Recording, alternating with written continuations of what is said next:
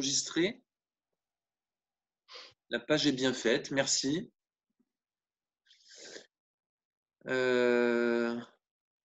Voilà, donc c'est bon, ça enregistre. Donc ceux qui le souhaitent, il y a Laure qui m'avait demandé, m'envoyer un mail après notre visio d'hier, si je pouvais lui envoyer l'enregistrement pour que son mari la voie, et puis elle voulait la conserver. Donc si vous le souhaitez aussi, je peux vous faire un WeTransfer si vous voulez conserver cette vidéo. Voilà. À la fin, je vous redemanderai, vous me direz qui la veut, et puis si tout le monde la veut, je vous fais le WeTransfer cet après-midi. Voilà. Hop, il y a Catherine qui vient d'arriver. Je vais laisser le temps de se connecter et puis on va démarrer.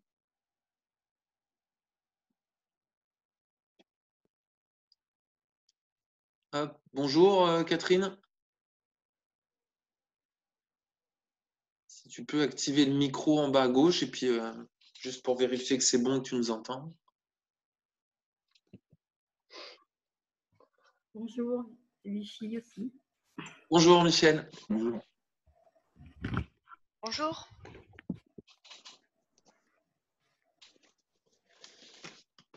Alors le programme de ce matin, on va parler bon alors d'abord ce que c'est que d'accompagner une équipe quand on se déplace avec une équipe jeune en tournoi. Ça va être le premier point. Le deuxième point, c'est comment je peux aider à l'entraînement. Donc là, il va falloir qu'on évoque un peu juste les principes un peu basiques, même si on va passer assez vite, mais juste les principes fondamentaux de l'apprentissage. Ce sans quoi on peut rien construire. Pour moi, c'est le socle et la base de tout. On va parler un petit peu de la compétition chez les jeunes, c'est quoi l'approche, c'est quoi la philosophie et à quoi ça sert.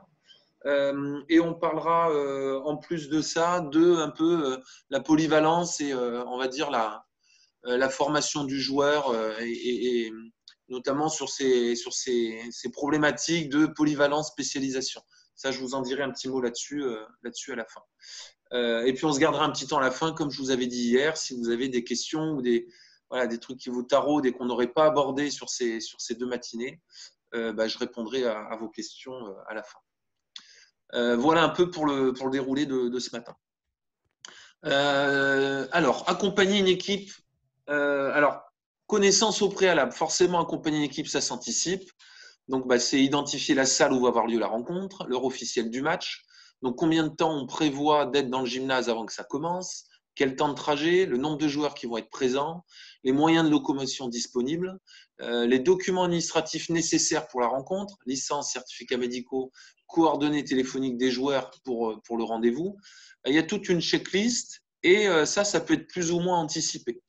Voilà. Dans des clubs très structurés, moi j'ai connu le planning Excel de l'ensemble des déplacements de la saison où pratiquement un mois à l'avance, on pouvait savoir que sur tel plateau jeune, c'était Michel et René qui étaient les conducteurs, que tous les gamins étaient là sauf blessure de dernière minute et c'était vraiment hyper cadré. Et dans d'autres structures, des fois c'est le dernier entraînement le vendredi, branle-bas le combat, au fait, qui est là, ah mince, oh là, tu veux bien prendre ta voiture. Et voilà, et des fois, on est dans des situations d'urgence comme celle-là. Voilà. Donc, tout ça, accompagner une équipe, forcément, alors c'est souvent le responsable d'équipe qui va gérer ça. Hein. Des fois, quand on est accompagnant, on dit juste je suis là avec ma voiture et puis on vient se greffer à une organisation qui est déjà huilée, hein, entre guillemets. Voilà. Et donc, ça, c'est bien important à savoir. Prévoir d'arriver 1 heure avant le début de la rencontre, effectivement, pour se mettre en tenue, commencer l'échauffement et se mettre dans les meilleures dispositions pour commencer le match. Le rendez-vous pour partir, c'est mieux de prévoir 10 minutes avant l'heure officielle du départ. Ça, c'est évident. Vérifier les documents administratifs. D'accord.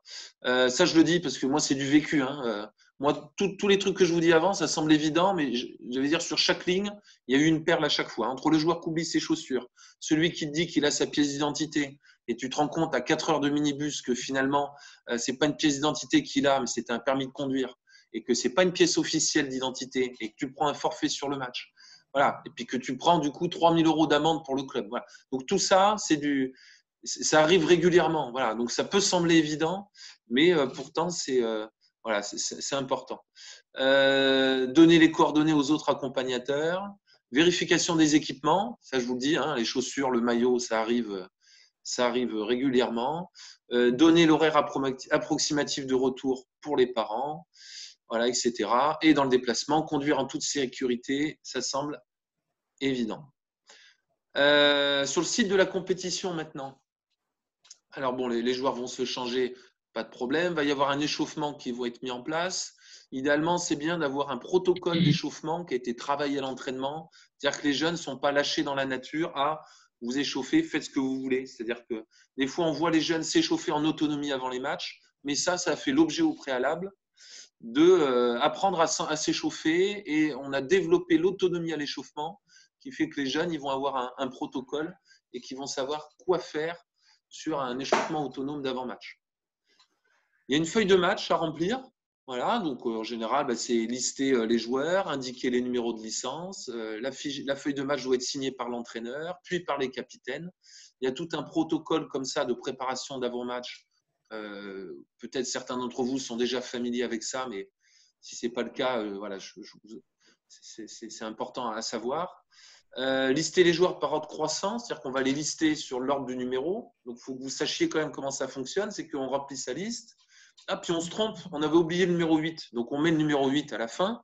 Sauf que quand on ne met pas les joueurs dans l'ordre, numéro 8, quand on arrive sur les niveaux régional et national, ça compte comme une rature. Et une rature, c'est une amende pour le club parce que la feuille de match n'a pas été correctement remplie.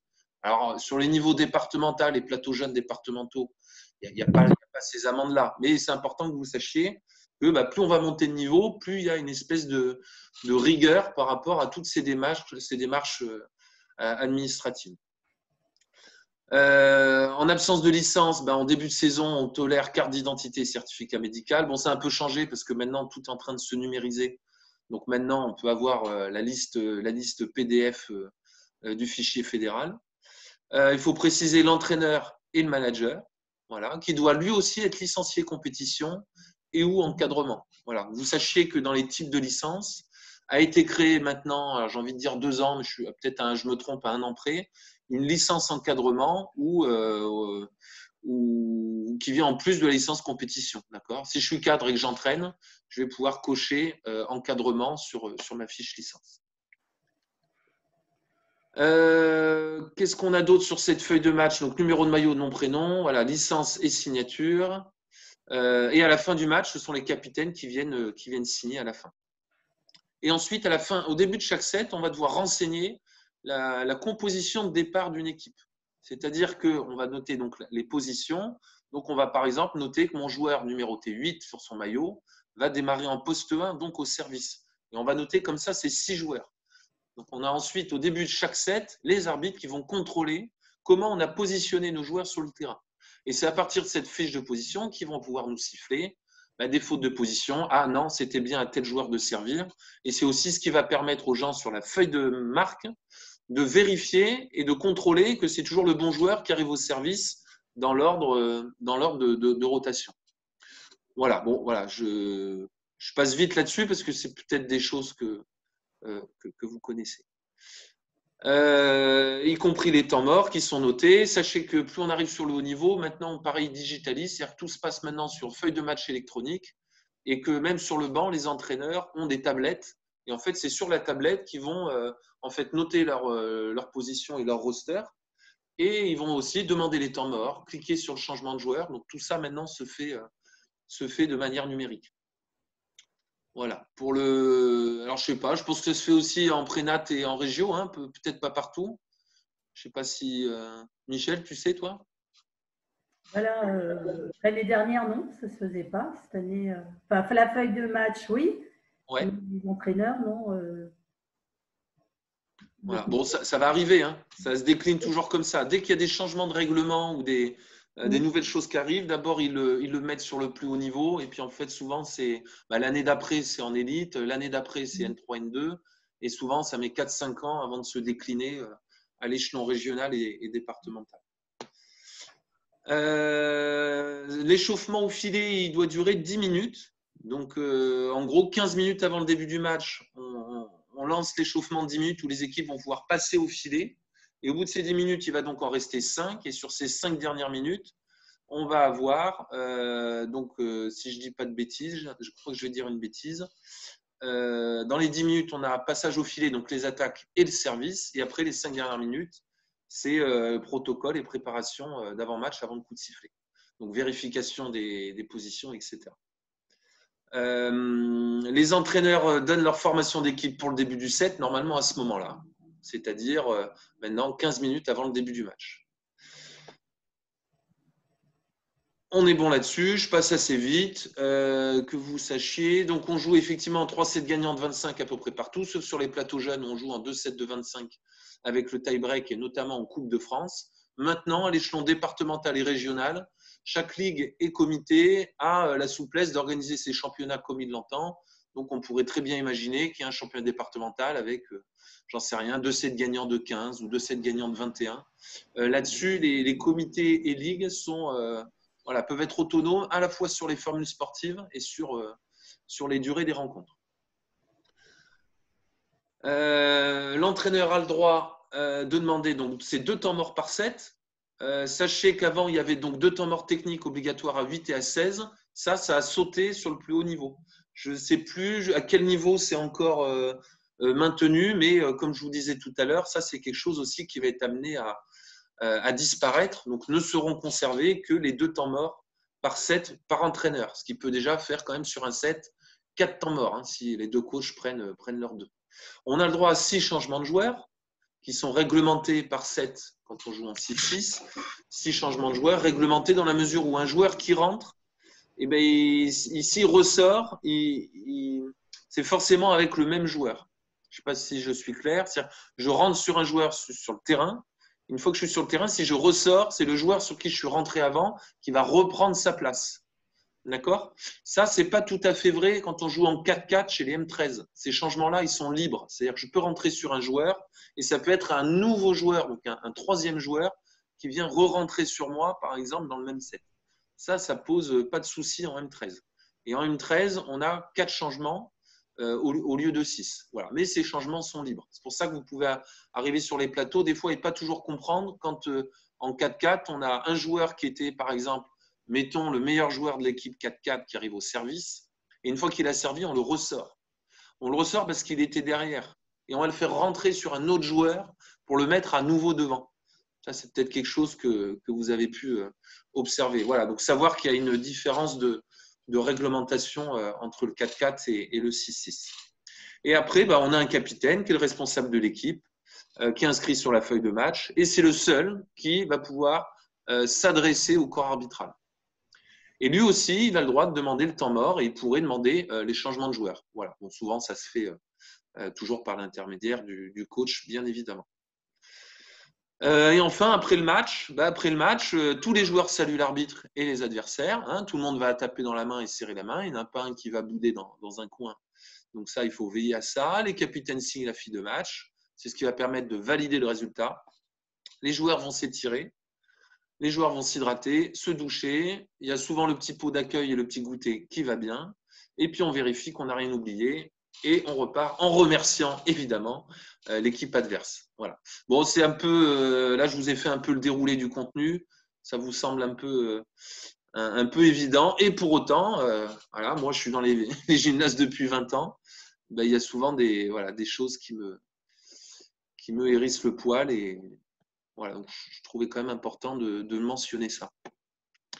Les cas particuliers, c'est les blessures. Comment réagir quand il y a une blessure? Ça, souvent, on est un peu démuni parce que c'est pas si, voilà, ça arrive entre guillemets pas souvent. Forcément, demander si un médecin se trouve dans la salle. Il est recommandé de ne pas intervenir sur le corps d'un jeune mineur. Voilà. Tous les gestes doivent être effectués au vu de tout le monde, donc surtout pas seul dans un vestiaire. Il faut être assez vigilant par rapport à ça. Voilà. Bon, le froid, savoir une petite info. Hein. Le froid, c'est apaisant sur des coups et contusions de type bleu ou entorse. Donc là, le froid peut être recommandé. Mais en cas de blessure grave, il ne faut pas vous prendre la tête. C'est SAMU, pompiers, et puis tout de suite prévenir les parents. C'est pour ça que c'est important d'avoir avec vous sur un déplacement de plateau jeune les coordonnées des parents avec vous. Souvent, on est là-bas, on veut appeler les parents, et puis ah, putain mince, j'ai rien en fait, et on n'a pas ce qu'il faut. On ne peut pas donner un médicament sans l'aval des parents, même un Doliprane. D'accord? Donc, un gamin que vous entraînez, il a mal à la tête, et puis vous pensez bien faire, tiens, prends, puis je lui donne un ibuprofène ou un Doliprane. Non, vous n'avez pas le droit, sans l'aval des parents, de donner un médicament. Voilà. Après, s'il le prend en autonomie parce qu'il vous dit « j'ai un Doliprane dans mon sac, c'est ma mère qui me l'a donné, je veux prendre un Doliprane », il faut que vous soyez au courant. D'accord? Ah bon, alors oui, tu peux parce que tu l'as dans ton sac, tu le prends, mais il faut me le dire. Donc moi, je le sais, ça vous permet, vous, de contrôler avec les parents et de dire votre fils a bien pris un Doliprane et il est venu me le dire. Voilà, ça c'est important. Voilà. Bon, j'ai fait le déroulé. Bon, vous avez vu, hein, c'est le déroulement un peu de ce qui se passe avant, pendant, après. J'ai fini un peu le déroulé de ça. Je suis passé un peu vite. Mais est-ce que vous avez des questions par rapport à ça ou ça vous semble évident et clair? Juste par rapport aux blessures quand ça arrive, normalement, est-ce qu'il faut avoir, je sais pas, je veux dire, une petite boîte à pharmacie ou quelque chose ou... Ouais, c'est l'idéal. En fait, normalement, j'ai envie de dire presque tout club qui reçoit un plateau de jeunes ou une compétition sportive, normalement, devrait avoir, entre guillemets, le minimum syndical de la trousse à pharmacie, à savoir une bombe de froid, à savoir compresse, pansement, un gamin qui vient se couper un antiseptique, voilà, ce genre de choses. Mais pourtant, la réalité, parce que ça arrive plein de fois, chaque fois qu'il y a un gamin qui se fait une entorse, ce qui est quand même la blessure la plus généralisée au volet, l'entorse de la cheville ou l'entorse du doigt, à chaque fois on fait quelqu'un a du froid et j'ai envie de dire 9 fois sur 10, ah ben non, on n'a pas de froid. C'est ça qui se passe. Voilà, alors que ça me semble quand même voilà, assez essentiel. Donc, soit on a un frigo et puis on peut mettre les petites poches bleues de gel et puis super. Et puis le club qui n'a pas de frigo, ça me semble quand même important d'avoir des bombes de froid à disposition. Ok, merci. Bon, voilà là-dessus. Donc bon, ça c'était, j'ai envie de dire la partie, on va dire, allez, fonctionnelle. C'est pas forcément la plus passionnante. Moi, je vous propose de parler maintenant un peu plus d'éducation et de pédagogie. Charte de la jeunesse. Est-ce qu'une charte de la jeunesse existe dans votre club? Ou en tout cas une charte, c'est-à-dire en fait un papier sur lequel on va exposer les valeurs éducatives du club. C'est-à-dire un document où effectivement, hein, comme un espèce de règlement intérieur où on va mettre de la clarté sur les règles de vie au sein du club. Et ça, pourtant, ça me semble important, hein, même si ça peut sembler être un bout de papier. Si c'est un bout de papier qui est affiché à l'entrée et à la sortie du gymnase, quelque chose qui peut être évoqué sur une réunion de rentrée avec tous les nouveaux parents, et rien qu'avec ces deux principes simples, j'ai envie de dire, tout le monde à un moment donné l'a vu ou on a entendu parler, et ça peut prévenir de pas mal de problèmes ou de difficultés qui pourraient arriver. Donc, quiconque est bienvenu dans le club, la condition, c'est d'avoir la bonne attitude. Voilà, et on pourrait mettre en avant les valeurs importantes de respect, etc. Voilà. Donc ça, c'est une question que je pose. Moi, c'est le genre de choses qui peut me sembler assez intéressante. Là, dans la suite, je vais évoquer un peu des principes importants de l'apprentissage. Je ne vais pas avoir le temps parce que de les décliner, parce qu'on pourrait presque rester sur chacun, on pourrait faire une demi-heure. Donc, ce n'est pas l'objet de la formation de ce matin.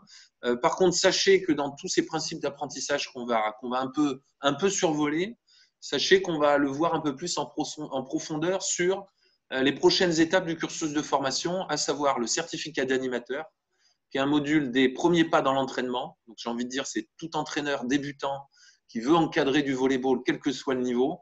La porte d'entrée de la formation, c'est le certificat d'animateur. Et c'est sur ce certificat qu'on va un peu plus voir en profondeur ce qu'on va évoquer maintenant. Et le deuxième module, porte d'entrée, quand on démarre dans l'entraînement, c'est l'accueil et formation des jeunes. Celui-là qui alors peut se faire avant, idéalement c'est mieux qu'il se fasse après, mais il peut se faire avant. On va aborder là plutôt l'encadrement et l'animation des écoles de volley et du baby volley. Donc on va être plutôt un peu sur les petites catégories. Pour autant, il aurait lui aussi besoin en complément du certificat d'animateur, qui est vraiment j'ai envie de dire le socle. Hein. Le socle de comment animer un exercice, comment construire une séance, c'est vraiment c'est le b.a.-ba, voilà, pour faire clair. Alors, première théorie de l'apprentissage qui est importante, c'est celle de l'impuissance apprise. L'impuissance apprise, c'est quoi? En fait, je vous montrer une petite expérience juste pour que vous vous rendiez compte de ce que c'est. On prend une classe d'élèves et on la divise en deux. Et on va donner 3 anagrammes au groupe A et 3 anagrammes au groupe B. D'accord? Donc, il y en a 3. Par exemple, le premier il va être simple, il va être en 3 lettres. Le deuxième, il va être en 5-6 lettres. Et puis le dernier, ça va être un mot interminable. Et en fait, il faut réussir les 3 anagrammes. D'accord? Sauf que au préalable, je vais dire qu'il y a un des deux groupes qui a eu une liste qui est un peu plus difficile que l'autre. D'accord? Mais je ne vais pas dire lequel. Et en fait, je vais tricher un peu. Je ne vais pas le dire aux jeunes, mais j'ai triché un peu. C'est-à-dire que j'ai mis une série d'anagrammes qui est hyper facile d'un côté. Et de l'autre, effectivement, elle est très dure de l'autre. Sauf que le troisième et dernier mot est le même pour les deux groupes. Mais ça, je ne leur ai pas dit. Et en fait, ce qui se passe, c'est que le groupe qui a eu les deux mots très faciles va avoir 100% de réussite sur ce troisième mot. Et le deuxième groupe, lui, va avoir un taux d'échec énorme sur ce dernier mot. Pourtant, ils ont le même. Et j'ai coupé ma classe en deux de manière complètement aléatoire. Donc, qu'est-ce qui s'est passé? Il s'est passé que ce qui s'est passé avant est hyper important. Je les ai prévenus que ça allait être dur. Donc déjà, oula. Donc eux, ils ont commencé, ils ont raté le premier mot. Ils se sont dit, ça y est, je suis dans le groupe où c'était dur, j'ai compris. Je n'ai pas réussi le premier qui est en 3 lettres. Donc je suis vraiment, je me sens pas bon. Donc là, ça atteint l'estime de moi et je suis déjà dans l'échec. Le deuxième mot, je fais, oh là, bon, je vais tenter le deuxième parce que le premier, je n'ai pas trouvé. Mais en fait, je n'ai pas trouvé le premier parce que moi, j'ai triché. Ce mot-là, en fait, il était impossible. J'ai mis un anagramme impossible sur le premier. J'ai mis un anagramme impossible sur le deuxième. Donc j'ai tout fait pour qu'ils n'y arrivent pas sur les deux premiers. Donc qu'est-ce qui s'est passé? Quand ils sont arrivés sur le troisième mot, ils se sont dit, je suis nul. Ils ont raté le premier, ils ont raté le deuxième. Donc le troisième, ils l'ont à peine regardé. Ils ont vu que c'était un mot interminable et ils ont raté avant même d'essayer. C'est ça qui s'est passé. Alors que les autres, à l'inverse, cool, j'ai réussi le premier. À tous les coups, je suis dans le groupe de la série facile. Le deuxième, je l'ai réussi.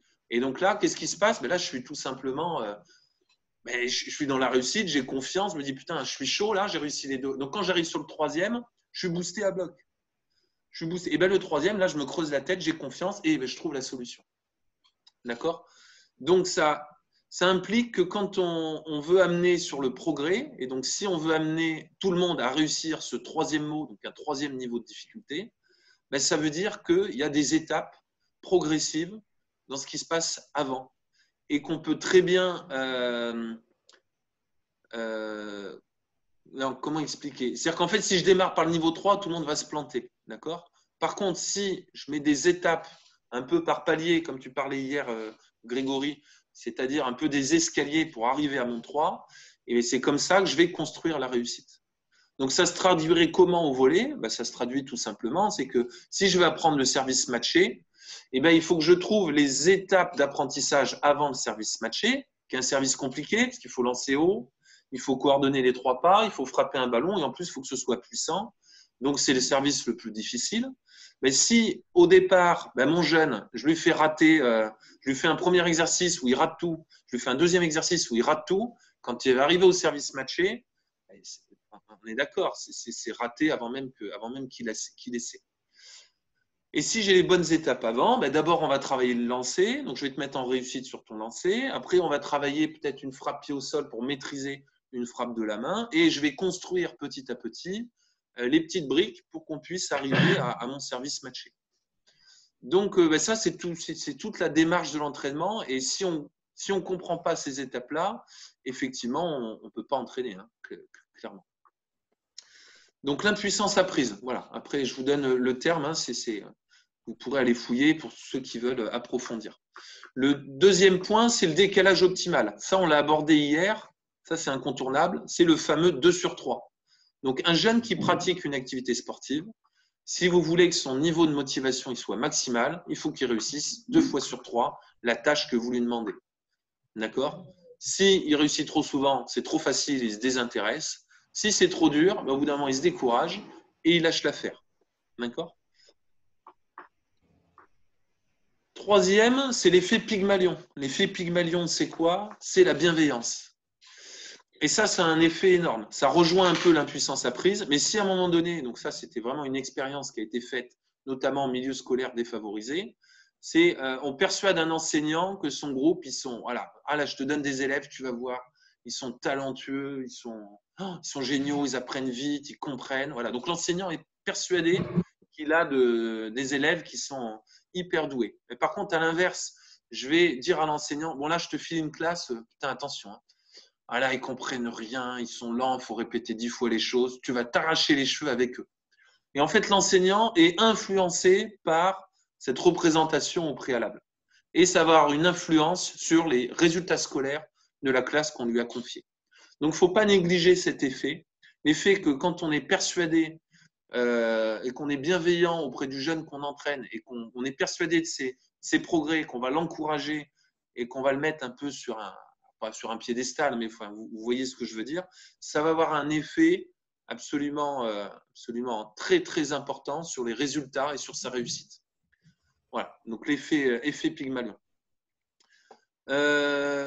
Autre principe d'apprentissage, c'est le jeu. Jouer, c'est la façon la plus efficace d'apprendre. Les animaux jouent à se battre pour apprendre à chasser. On va dans des simulateurs de vol pour apprendre à piloter des avions. Le jeu, à un moment donné, c'est la meilleure façon de rentrer en action, de se mettre en activité, de rentrer dans l'effort, parce que la barrière de motivation est très faible. Donc ça semble absolument incontournable. Donc, si on veut apprendre, oui, il faut répéter, on va dire, inlassablement les mêmes gestes. Mais même Federer, quand il fait sa prépa physique, lui, il faut que ce soit des petits jeux ludiques, il a besoin de s'amuser. Quand Erwin Ngapet et les joueurs de l'équipe de France s'entraînent, ils ont eux aussi besoin que ce soit un jeu et qu'on s'amuse à faire du volley. Et quel que soit le niveau, à un moment donné, faire quelque chose de rébarbatif et j'ai envie de dire, de pas ludique, et ben on va vite s'enlacer et on va vite décrocher de la situation. Donc encore plus chez les jeunes, je pense que la priorité, c'est se garantir que les enfants prennent du plaisir. Et est-ce que ce que je suis en train de leur proposer, c'est quelque chose de ludique et c'est quelque chose qui les motive. Un petit mot maintenant sur la motivation. La compétition n'est effectivement pas le seul facteur de motivation. D'accord ? Il faut dédramatiser l'issue de la compétition. Il faut lui enlever son caractère menaçant pour l'estime de soi en la transformant en jeu où gagner n'est pas le plus important. C'est-à-dire que si l'entraîneur ne fixe comme objectif que la victoire et si, j'ai envie de dire, le seul critère qu'il y a, c'est on va en compétition uniquement pour gagner, si en plus on a les parents qui appuient sur ce point-là, alors on passe à côté de l'apprentissage et de ce que doit être la compétition. La compétition chez les jeunes, c'est un moyen d'apprentissage. C'est un terrain de jeu sur lequel on va se confronter qui doit nous aider à progresser. Et si j'arrive sur la compétition et que l'objectif, c'est tout ce qu'on a travaillé l'entraînement, on va essayer de le mettre en place en match, on va essayer de bien le faire, et on va essayer de match en match être meilleur, j'ai envie de dire, on peut tout à fait dédramatiser le résultat. Et les jeunes sont tout à fait capables de comprendre que là, je suis content de vous aujourd'hui. Oui, on a perdu, mais on a mieux joué que le week-end dernier. On était capable de faire ça, ça et ça. Et les choses qu'on a travaillées à l'entraînement, moi, je les ai vues sur le match de ce week-end, donc je suis content de vous. Et les jeunes, je vous assure, hein, ils sont contents. Et là, la défaite n'a plus le même caractère. D'accord ? Donc ça me semble important.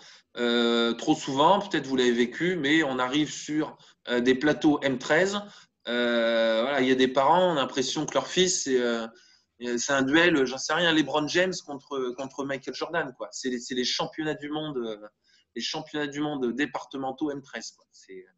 Donc non, faut replacer les choses et les mettre à leur place. Voilà, la compétition chez les jeunes, c'est un terrain de jeu. C'est un moyen de progresser, c'est quelque chose qui va les aider à progresser, d'accord ? Parce qu'on progresse aussi au travers de la compétition, mais le résultat est secondaire. Voilà, clairement. Et c'est une spirale sur laquelle, je prends l'exemple de la Coupe de France, parce qu'il y a ce petit stress de la Coupe de France, on veut passer le tour, donc il y a souvent une grosse émulation à travers cette compétition, et c'est très bien, parce que ça nous apprend aussi à vivre ces matchs couperés, ces moments un petit peu stressants. C'est aussi là qu'on apprend. Mais des fois, on se laisse tous un peu emballés par cette quête du résultat. Alors des fois, c'est les dirigeants du club qui sont sur le côté qui bouillonnent. Hein. On parlait des parents fanatiques et des gens un peu excités sur le côté.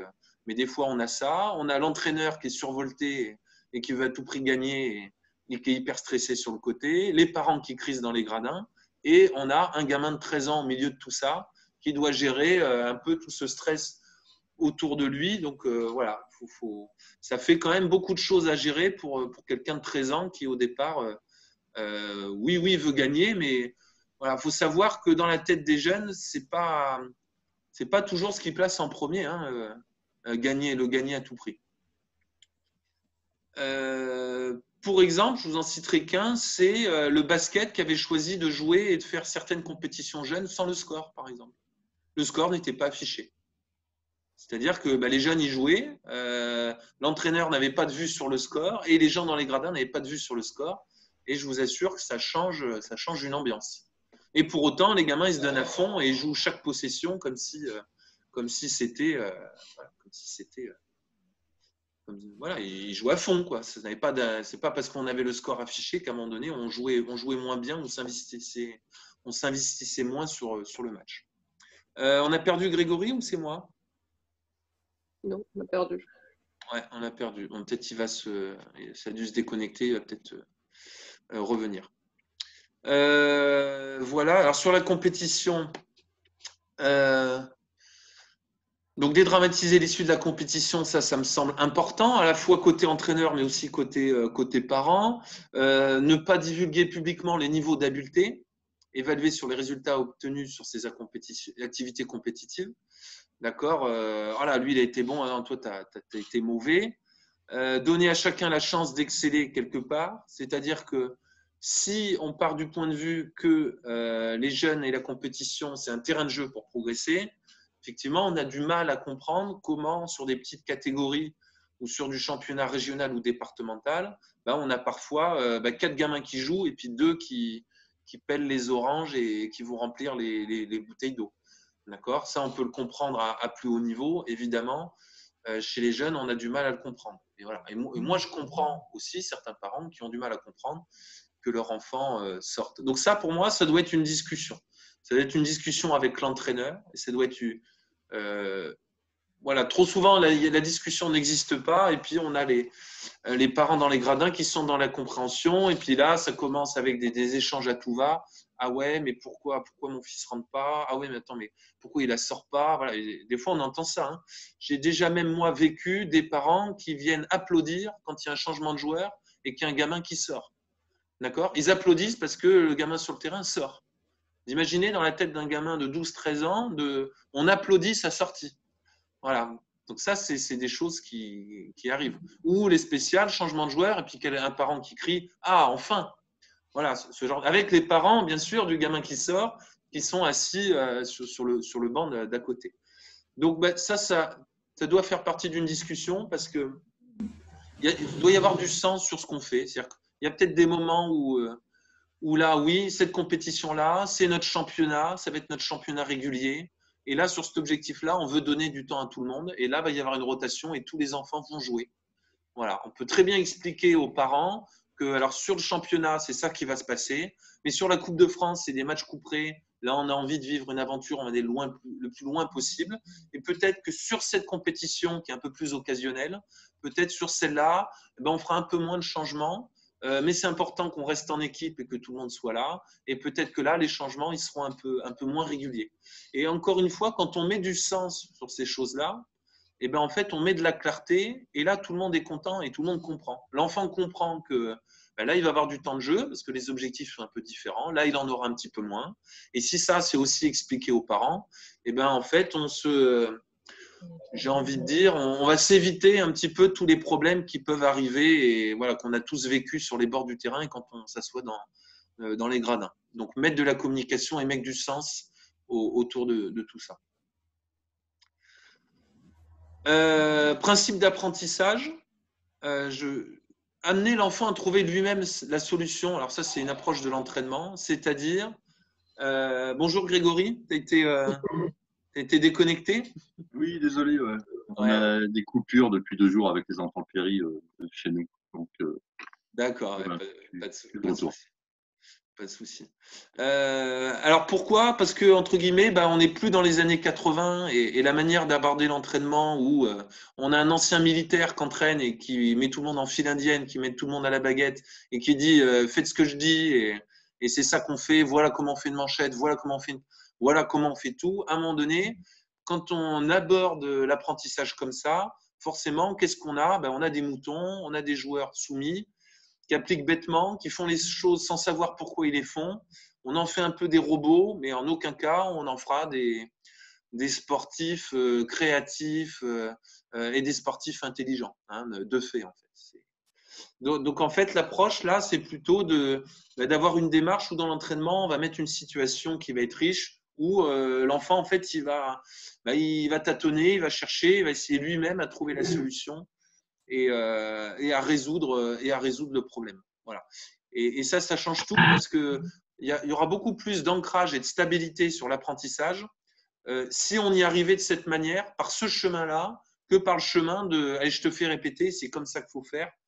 Et ben, on ne va pas ancrer l'habileté de la même manière. Donc ça c'est important. Et en plus, ça rentre en cohérence avec le jeu et l'aspect ludique. C'est-à-dire que si vous rentrez dans une salle et que votre entraîneur, c'est un militaire qui met tout le monde en file indienne et qui vous mène un petit peu à la baguette, c'est pas la même sensation que quand vous rentrez dans un gymnase et que là, vous rentrez avec c'est Aqualand, c'est-à-dire qu'il y a des ateliers pédagogiques avec des plots de toutes les couleurs, des lattes, des trucs pour grimper, et que là, c'est un espèce de terrain de jeu gigantesque, où là, vous avez j'ai envie de dire, la motivation tout de suite qui grimpe quand vous rentrez dans cette salle-là. Alors, je vais vous montrer une petite vidéo justement là-dessus. Alors, partager écran. Ici, là. Tac. Donc là, on arrive sur la chaîne YouTube I Love Volleyball. Donc, je clique sur… Tout le monde voit? Ça s'affiche? Oui, Oui. oui. Ouais. Donc, je clique sur Playlist. Playlist, je clique sur volet éducation, je l'ai mis? Pas du tout. Ah, alors c'est pas là que je l'ai mis. J'essaie de me rappeler où je l'ai mis. J'ai peut-être mis dans Baby ou dans M13, peut-être dans M13. Pas dans M13. Ah, c'est pas grave, comme ça nous fait visiter. J'ai dû le mettre dans M11.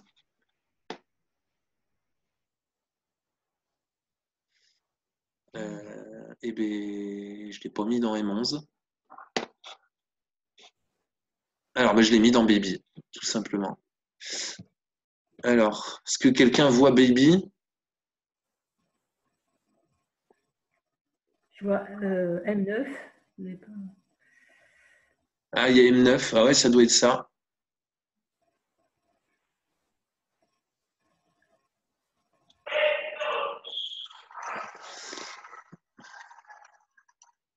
Non, alors c'est pas là. Bon, je l'ai sur mon ordi. Je sais ce que je vais faire.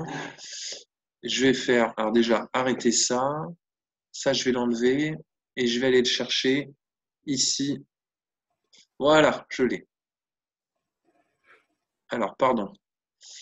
J'ai 1000 fenêtres ouvertes, hein, pardon.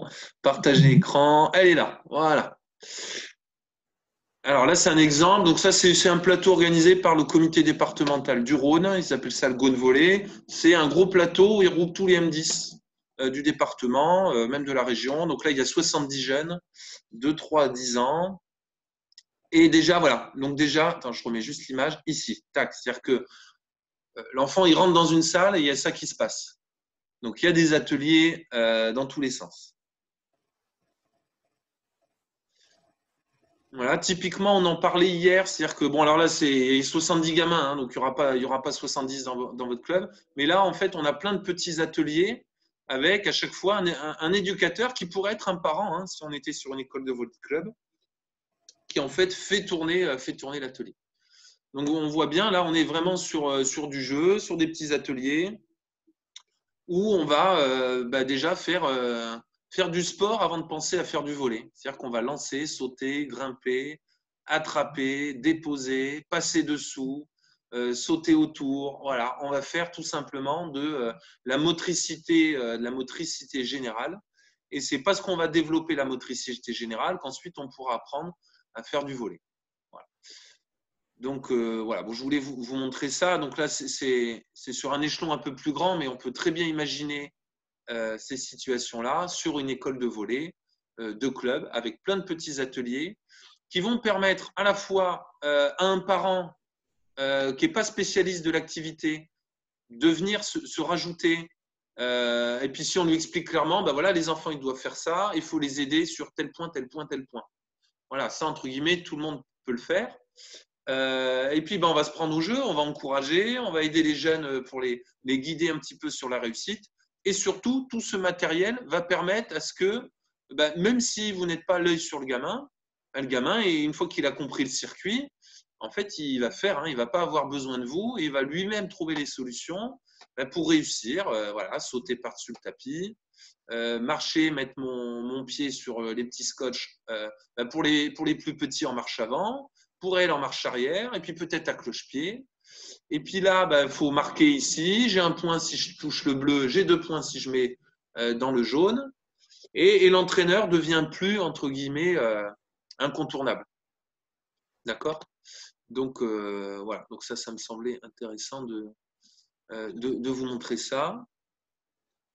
Je reviens sur mon doc.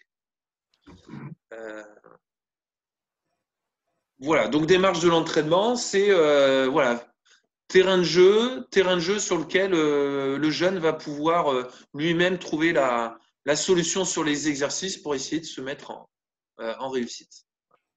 Autre principe d'apprentissage, c'est l'ergonomie. L'ergonomie, c'est quoi? C'est adapter les règles et la pratique du volley aux jeunes et à chaque jeune avec toute l'hétérogénéité qu'on peut avoir chez les petits. À une époque, on apprenait la natation en étant allongé sur un banc en dehors de l'eau. Il y a une époque, on apprenait l'informatique sur le tableau noir à la craie. Alors, je vous explique comment va marcher un ordinateur. D'accord? Donc ça c'est révolu, mais le volley, c'est pareil. C'est-à-dire qu'à un moment donné, si je t'apprends le volley, en natation, je n'apprends pas sur un banc et je ne t'apprends pas en te jetant dans le grand bain. Moi, on m'a appris à nager comme ça. On m'a appris la natation, il y avait un grand bain où je n'avais pas pied et on me demandait de sauter alors que je ne savais pas nager. Et une fois que je me noyais, que je me débattais au fond, il y a un maître nageur qui me tendait une perche, il fallait que je l'attrape et me sauver de la noyade. C'est comme ça qu'on m'a appris à nager. Ça n'a pas marché. Hein. Non, ce qui a marché, c'est quoi? C'est quand on m'a mis dans le petit bain où j'avais pied, on m'a mis une ceinture au niveau de la taille, qu'on m'a donné une planche en polystyrène, qu'on m'a d'abord appris à battre des pieds, qu'ensuite on m'a appris à faire les mouvements de bras avec la ceinture, etc., etc.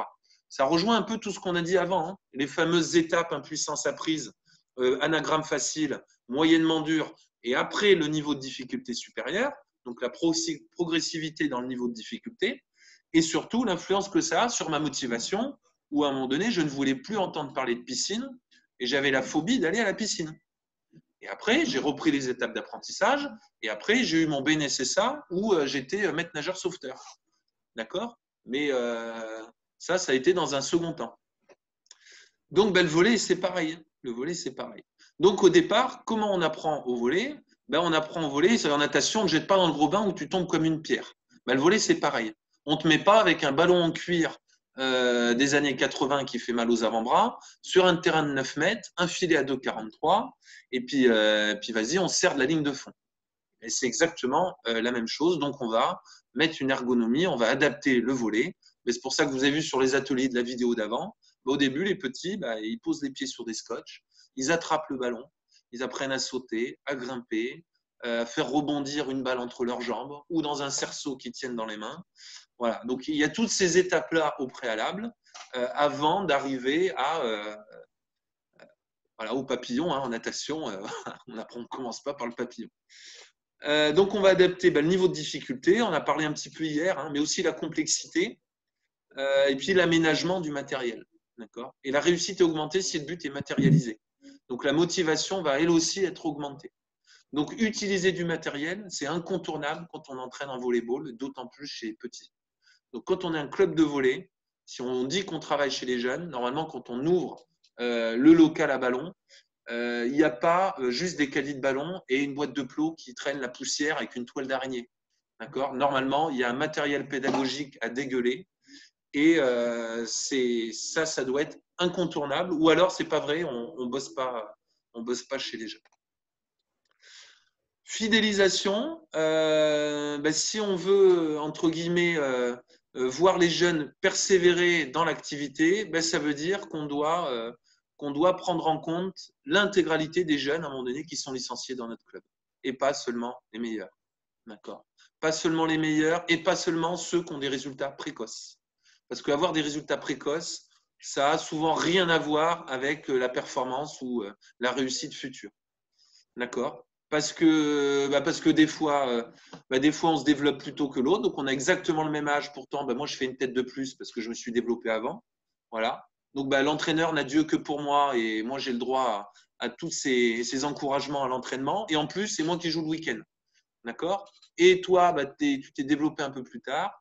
L'entraînement, tu es absolument ignoré par l'entraîneur ou par les autres joueurs de l'équipe. Et le week-end, en plus, tu ne vas pas jouer. Donc voilà, donc ça c'est effectivement à bannir, d'accord ?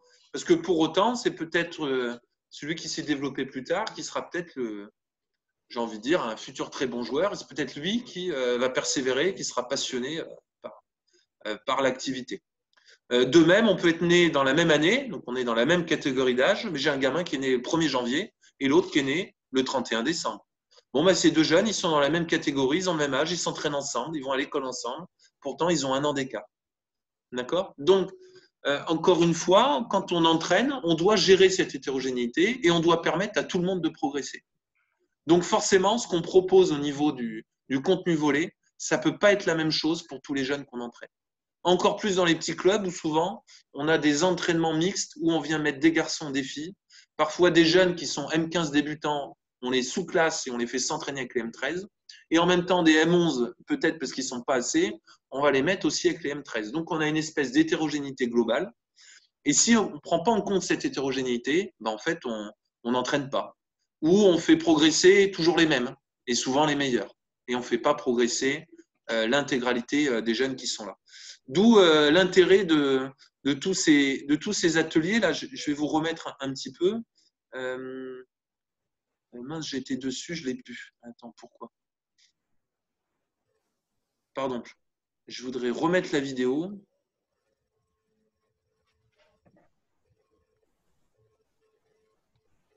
Hop, je reviens dessus. Partager. Allez là. Voilà, tac, je reviens dessus. Pourquoi ? C'est pour vous montrer qu'en fait, on peut très bien avoir tous ces ateliers et en fait faire de la différenciation pédagogique sur tout ce qui va être demandé. D'accord ? C'est-à-dire qu'en fait, là, de 3 à 10 ans, tout le monde peut y trouver son compte. Il suffit à chaque fois de modifier le curseur de ce qu'on peut faire.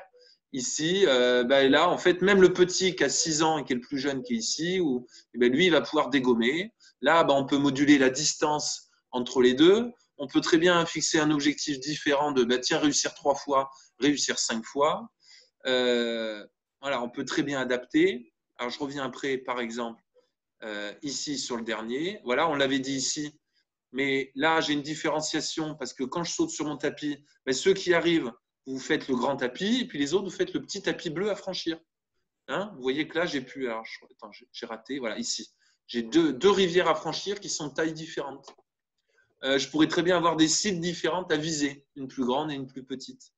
Là, la manière dont je vais reculer ici, je peux aussi dire à mon gamin de 10 ans que lui doit le faire marche arrière, cloche-pied. Et je vais dire à mon petit de 3 ans que lui doit le faire simplement en marche avant. Là, un point si je touche le rebord. Et puis peut-être que mon grand de 10 ans, je vais dire, non, toi, pour avoir le point, toi, il faut mettre dedans. Donc, je vais comme ça pouvoir différencier et en fait trouver les bons curseurs pour que tout le monde soit à 2 sur 3. Le fameux décalage optimal où je veux que tout le monde soit à 2 tiers de réussite, et en fait, je vais avoir plein de curseurs comme ça pour que tout le monde y soit. Voilà, bon ça, gérer l'hétérogénéité, c'est la problématique de l'entraînement en volley. On pourrait en parler pendant des heures. Je voulais juste vous sensibiliser par rapport à ça. François, Cette vidéo, elle est sur I Love Volleyball? Ouais, y est, là, je voulais pas perdre de temps à la retrouver parce que je sais plus trop où je l'ai classée, mais oui, Ouais, elle y est, elle est dedans. Voilà, mais après là-dessus, il y en a plein des vidéos dans ce type, j'en ai mis plein. super. Donc, vous pourrez vous balader sur la chaîne, il y en a pléthore. Donc, gérer l'hétérogénéité, ça c'est important. Créer les conditions favorables à la réussite de tous. Et quand vous organisez bien votre matériel et que vous faites les bons petits ateliers qui vont bien, donc au départ, hein, quand on aide à l'entraînement et que, alors on a peut-être l'entraîneur qui sait faire et qui orchestre un petit peu le tout, hein, mais après au départ, ça ne sert à rien d'inventer la poudre. Hein. Il faut, voilà, sur la vidéo, il y a plein de petits ateliers. Au départ, on prend d'ateliers qu'on copie bêtement et méchamment, mais après, on comprend une fois qu'on l'a copié bêtement et méchamment, on comprend à quoi il sert. Et puis après, on est capable de s'approprier l'atelier, puis après de trouver où est-ce qu'il faut que je mette la hauteur, où est-ce qu'il faut que je trouve la bonne distance.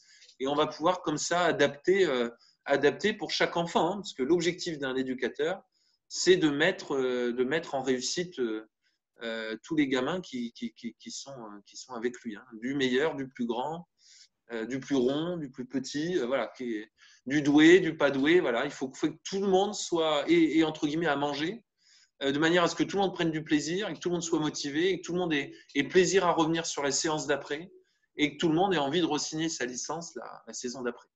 C'est un peu l'objectif. Et enfin, les feedbacks. Les feedbacks, c'est quoi? Les feedbacks, c'est tout ce qui sort de la bouche de l'entraîneur ou de l'accompagnateur, ou même du parent si vous aidez sur un atelier. C'est tout ce qui va sortir de votre bouche tout au long de la séance. Et si je reviens sur mon entraîneur des années 80 militaires, c'est comme ça qu'on entraînait avant, mais on avait quasiment 9 fois que des retours négatifs dans la bouche. Non, pas comme ça. Non, plus haut. Non, je t'avais dit comme ça la manchette. Non, pas la passe. Et finalement, on se rend compte qu'il n'y a que du négatif qui sort de la bouche du coach. Et puis quand c'est bien, là, c'est le silence absolu. Et en fait, ça, c'est clairement un non-sens pédagogique. C'est un non-sens. Si on veut entraîner, il faut que nos feedbacks et ce qui sort de notre bouche, 4 fois sur 5, il faut que ce soit positif et approbatif. Oui, c'est ça que je veux voir. D'accord ? Presque, il faut faire l'inverse. C'est-à-dire que si à un moment donné, c'est mal fait, il faut ou rien dire, ou si on dit quelque chose, c'est « Ah, tu ne crois pas que tu pourrais essayer comme ça ? Bien, essaye comme ça. Moi, je pense que tu y arriverais mieux si tu essayais ça. » D'accord ? Ça va avoir de l'impact. Et ce qui va avoir de l'impact, c'est que quand vous l'encouragez, qu'il y a un objectif sur votre exercice ou votre atelier, c'est quand il fait bien, il faut que vous marquiez le coup et que vous disiez que c'est important. Oui, c'est ça que je veux voir. Super. Et ça a de l'impact sur la motivation. Et ça encourage. Et ça va ancrer le jeune qui va se dire « Ah, là, j'ai bien fait. » Et il va essayer d'ancrer ce qu'il a réussi à bien faire. Et il va vouloir le reproduire à nouveau. D'accord ? Pour réobtenir votre approbation. Donc ça va clairement avoir de l'impact. D'accord ? Éviter les redondances. C'est-à-dire effectivement, si on dit un peu tout le temps la même chose, au bout d'un moment, quand on vous répète 15 fois la même chose, après le gamin, ça sort par une oreille, ça sort par l'autre. Donc il faut essayer de reformuler, faut varier. Quand on veut donner des conseils, des fois, faut donner une image. D'accord. Là, il faut bondir, sauter, penser à un kangourou. Voilà. Après, il faut être imaginatif et donner une image. Trouver des synonymes et montrer. Alors des fois, si on est parent, qu'on n'est pas spécialiste de l'activité, on ne sait pas trop montrer. Mais des fois, peut-être qu'un jeune qui lui fait bien, il peut montrer aux autres. Donc lui, il va se sentir valorisé parce qu'il va montrer un truc qu'il sait faire. Et peut-être que vous allez montrer un exemple, pas toujours le même. C'est pas toujours le fort qu'on va montrer un exemple. Et des fois, c'est peut-être celui qui est le moins bon. Mais lui, ce moins bon, il y a un truc qui y arrive. Alors, c'est pas souvent, mais il y a un truc qui y arrive. Et bien là, c'est une aubaine pour vous. C'est une aubaine pour vous de le montrer en exemple et de le faire démontrer devant tout le monde et qu'il soit pour une fois, parce que ça ne lui arrive jamais, d'être valorisé devant tous les autres gamins sur un truc que lui, il arrive bien. D'accord ? Et ça, c'est important. Les feedbacks, moins souvent si c'est une situation jouée. C'est-à-dire qu'à un moment donné, il ne faut pas non plus être de… C'est-à-dire que si vous parlez tout le temps pendant 1h30, après, les gamins, ils ont la tête comme ça. Donc, notamment à la fin, quand on dit, tiens, on fait un petit match, ça joue. Bon, peut-être qu'à un moment donné, il faut les laisser dans le jeu. Il faut un peu plus les laisser tranquilles. Et après, il y a 3 types de feedback. Donc, il y a celui qui donne la solution. Donc, c'est tout cuit. C'est comme ça qu'il faut faire. D'accord ? Et puis, il y a celui qui te guide vers elle. Donc bah là, déjà, si je mets un cerceau à atteindre, il faut viser marquer dans le cerceau. Le fait même de placer le cerceau, c'est déjà guider le jeune sur comment faire qu'il s'y prenne pour marquer et envoyer dans le cerceau. Donc ça, on est sur un feedback où là, je vais te guider vers la solution. Et il y en a un troisième qui est celui d'interroger, c'est-à-dire de poser la question au jeune pour qu'il essaie de trouver la solution tout seul. D'accord ? Donc, faut aussi réfléchir au type de feedback qu'on va donner aux jeunes. Voilà. Voilà là-dessus, sur les différentes théories de l'apprentissage. Je vous ai donné pour moi les plus importantes. Donc, si vous êtes amené à filer un coup de main sur l'entraînement et vous mettre sur un atelier, voilà. Moi, je pense qu'il me semble que ces principes-là, c'est quelque chose qui devrait, entre guillemets, vous aider sur… voilà. Même si vous n'êtes pas, entre guillemets, des grands spécialistes techniques de l'activité. Je pense qu'il vaut mieux, entre guillemets, ne rien connaître au volet et connaître ces principes fondamentaux de la motivation de l'apprentissage plutôt que l'inverse. D'accord ? On a beau connaître les manchettes, d'accord ? Parce que notre militaire qui met tout le monde en file indienne et qui gueule sur tout le monde, peut-être lui, c'est un ancien pro et qui connaît le volet sur le bout des doigts. Mais je ne suis pas certain qu'il s'en sorte avec ses M11 et qu'il les fasse progresser comme il faut. Donc ça me semble vraiment, ces principes-là, être j'ai envie de dire, c'est le socle, hein, c'est la base du truc. Voilà. Avant d'enchaîner sur autre chose, peut-être une petite réaction de votre part, qu'est-ce que ça vous inspire, ces principes-là qu'on a évoqués? Ah, pardon Laetitia, moi j'ai pas le son, je sais pas vous. Non, non plus. Mince. Peut-être, mais désolé, mais dans le chat, peut-être si tu écris dans la conversation. Les autres, en attendant que Laetitia écrive. Il y a beaucoup de psychologie en fait. C'est très… Ah oui. Tout ce qui est en plus travail d'équipe, comme vous dites, entre les niveaux des joueurs, qu'on retrouve partout aussi, quoi. C'est très psychologique, quoi. Alors maintenant, on a peut-être plus, nous, notre génération, on a peut-être plus l'habitude de gérer ça, comme vous dites, par rapport à l'ancien temps. Ouais. Sur des confrontés plus quotidiennement avec l'apprentissage scolaire ou quoi que ce soit, comment bien les faire travailler, leur donner envie, pas les dégoûter surtout, c'est compliqué. Mais on se retrouve bien dans beaucoup de sujets. Ouais. Voilà, pareil. Ouais. Laetitia. Ça me donne des idées parce que, par exemple, cette année, on n'a qu'une petite de 6 ans. Et puis d'autres qui ont 10 ans, qui font depuis 3 ans du volley, et pouvoir vraiment adapter les jeux, les ateliers, c'est une bonne idée. Ouais. Laetitia, je dis ce que tu as marqué, hein, on se rend compte que l'on retrouve les mêmes principes dans tous les domaines, vie courante, règles à l'école. Ouais, c'est évident, mais ouais. Mais entre guillemets, en sport, faut pas qu'on perde de vue, que voilà, faut pas qu'on rentre dans performance. Voilà, il n'est pas question de performance. Hein.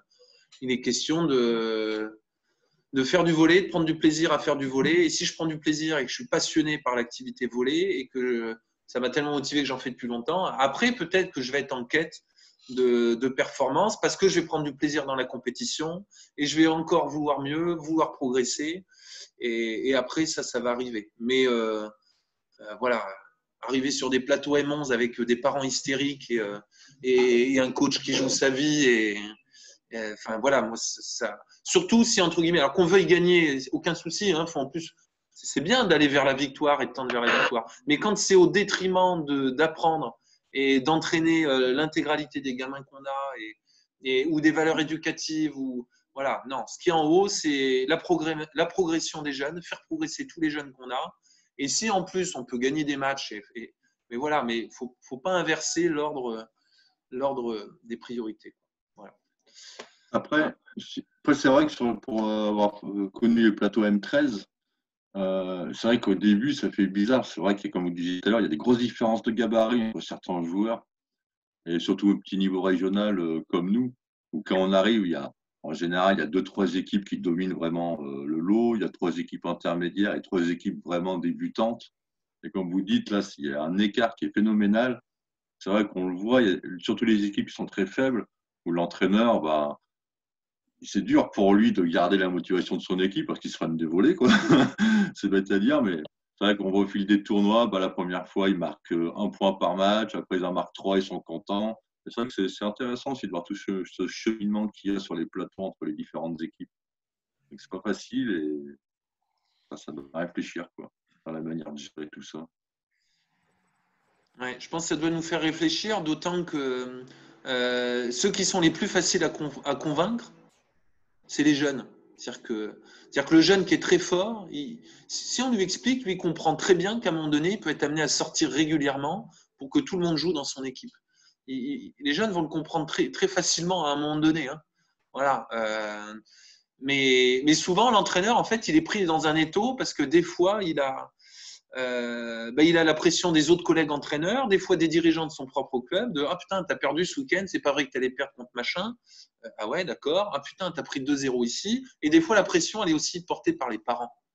Ouais, et des fois, l'entraîneur, même s'il a, entre guillemets, tout le contenu que je vous ai évoqué et qui lui aussi convaincu de la progression, la formation, tout ça, faut aussi se mettre à sa place qu'il y a toute une pression autour qui fait qu'il va être reconnu, lui, en tant que bon entraîneur, au fait qu'il va gagner des matchs et qu'il va être champion départemental et qu'il va battre tel ou tel club. Et le derby, etc. etc. Et c'est là où ça peut être malheureux, quoi. Voilà. Donc, il y a une co-responsabilité. Hein. Il y a les parents qui doivent être lucides et conscients de ça à côté. Et pour autant, faut leur expliquer. Donc, c'est aussi… on parle bien de ces formations-là parce que c'est fait par la Ligue, mais interne au club, ça, c'est quelque chose qui peut être fait, encore une fois, sur une réunion de rentrée où on va expliquer aux parents nous, notre politique de formation du club, la voilà. La voilà. Sauf que quand on interroge à chaque fois, quel club aujourd'hui a écrit noir sur blanc une politique de club et quel club a écrit noir sur blanc, c'est quoi notre politique de formation? Et voilà, alors il n'y a pas besoin de faire un roman et de faire guerre épée, mais juste les valeurs, charte de la jeunesse, notre politique de formation, en quelques mots, c'est ça, et que ça, à un moment donné, ce soit communiqué aux entraîneurs et aux parents. À un moment donné, on a posé les bases j'ai envie de dire, d'un principe de vivre ensemble et de comment ça va se passer. Voilà. J'en profite, je fais un petit mot sur la polyvalence et la spécialisation.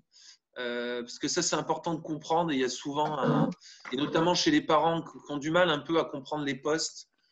Pourquoi mon fils joue tel poste, pourquoi il joue là, pourquoi c'est pas toujours très clair. Donc, ça me semble important d'en parler. Alors, déjà, sachez que le volley, on est un sport à spécialisation tardive. D'accord? A contrario, par exemple, si je prends le patinage artistique ou la gymnastique. D'accord? Où en fait, très vite, on va se spécialiser. Et puis souvent, on est fort, c'est très jeune. Hein. En gym, on excelle, on est encore adolescent quand on atteint le plus haut niveau.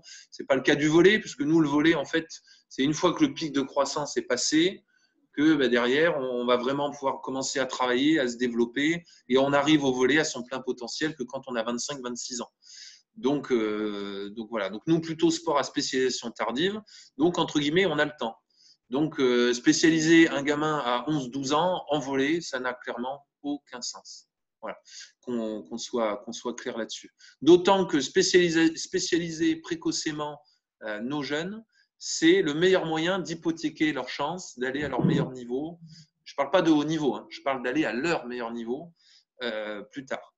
D'accord? Donc, en fait, je peux vous montrer un peu une diapo là-dessus. Donc, encore une fois, partager ici. Est-ce que vous voyez le PowerPoint? Oui. Ouais. Alors, je vais faire diapositive actuelle ici. Voilà, juste pour vous montrer.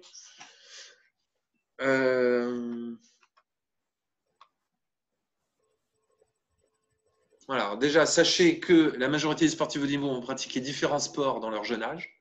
D'accord? Et que, en fait, si je vais spécialiser trop vite un jeune dans un sport et notamment sur, par exemple, un poste, hein, en fait, je vais l'enfermer dans un carcan de savoir-faire moteur et je vais limiter, en fait, je vais limiter un peu son jeu parce qu'en fait, on a besoin d'avoir un apprentissage moteur le plus large possible.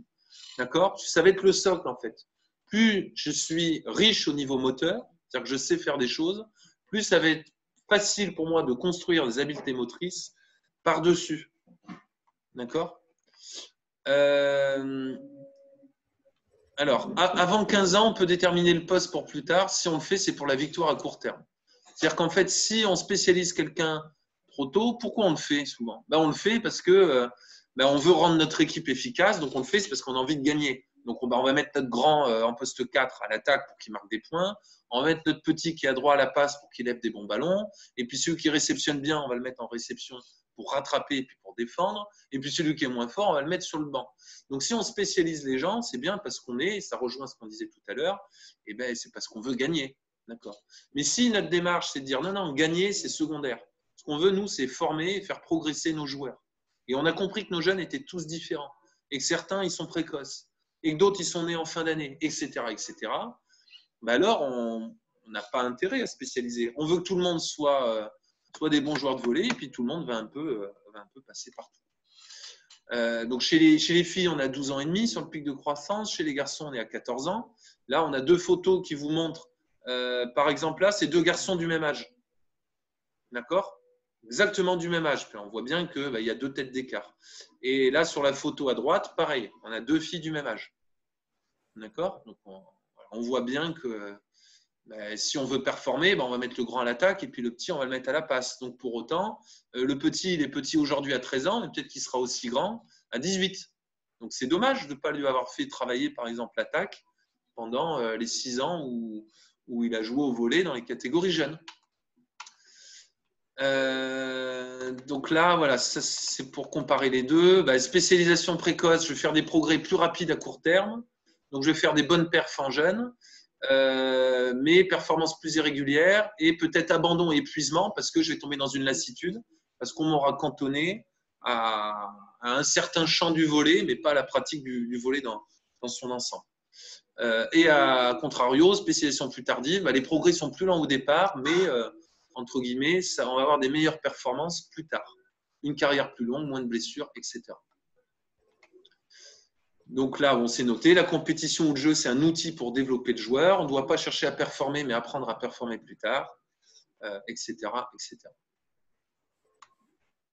Et voilà. Et ça, c'est ce qui vient illustrer un peu mon propos. En bas, on a l'apprentissage moteur, donc un sportif avec un grand bagage large de savoir-faire.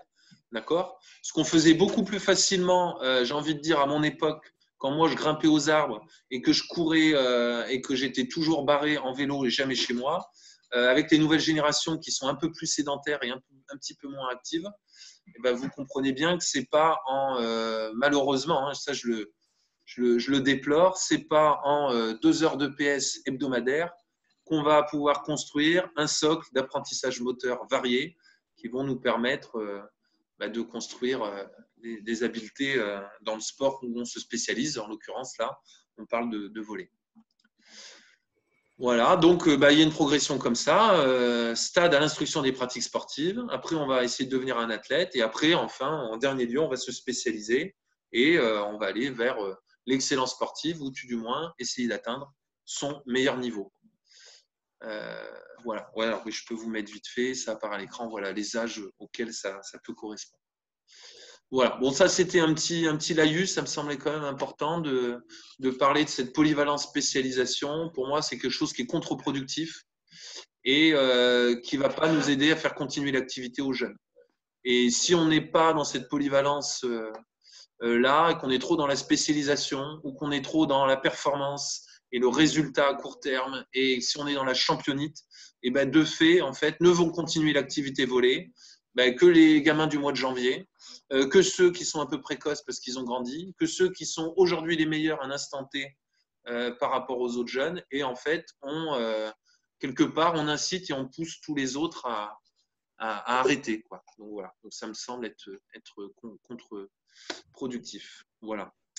Bon, c'était mon petit point sur la polyvalence et spécialisation. Peut-être là-dessus, je ne sais pas si vous voulez réagir. Non, ça vous semblez d'accord avec la philosophie. Bon, alors, je suis rassuré, parce que des fois, on peut avoir des des opposants. Voilà, je réfléchis si j'avais autre chose à vous montrer. Je vois qu'il est déjà presque 11h15 et que j'avais dit qu'on garderait un petit temps pour échanger. Alors, je ne sais pas si vous avez des questions ou des choses, soit que vous voudriez qu'on éclaircisse, hein, peut-être des trucs que j'ai déjà évoqués, mais peut-être je suis passé peut-être vite et c'était un peu flou, ou après, je ne sais pas, des trucs dont vous voulez parler. Eh non, Laetitia, toujours pas. Mais bien essayé. Ouais, mais je vais te laisser écrire dans la conversation. Pour les autres, Non, pas spécialement pour l'instant. non? J'ai une question, mais un petit peu à part. Ouais. Quand on passe le certificat d'animateur, on a un diplôme ou comment ça se passe?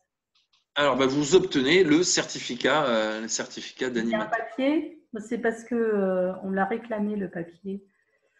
Ouais, alors en fait, là, c'est une démarche individuelle, c'est-à-dire que quand vous suivez n'importe quelle formation d'entraîneur, en fait, le certificat ou le diplôme que vous obtenez est validé et va apparaître sur votre espace club, sur votre fiche licence. Mais pas directement sur la fiche licence, en fait. Vous avez créé votre compte sur l'espace entraîneur. Vous allez en fait avoir derrière un mot de passe que vous allez choisir. Et en fait, quand vous vous connectez sur l'espace entraîneur, vous allez pouvoir voir apparaître le ou les diplômes que vous avez obtenus tout au long de votre parcours de licencié. Hein. Donc, par exemple, quand moi j'y vais, je vois apparaître François, 2012, il a obtenu tel truc. Ah, 2015, il a obtenu. Et là, on a l'intégralité des diplômes qui apparaissent. Voilà. Alors, où se trouve la formation pour le certificat d'animateur? Le certificat d'animateur, je devrais potentiellement en proposer 5 cette année.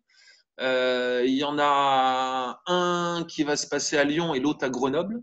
Ça, c'est ceux qui arrivent le plus vite. Là. Lyon et Grenoble, ils vont être le 31 octobre, 1er novembre. Ça, c'est le premier week-end. Et le deuxième week-end, c'est le premier week-end de janvier.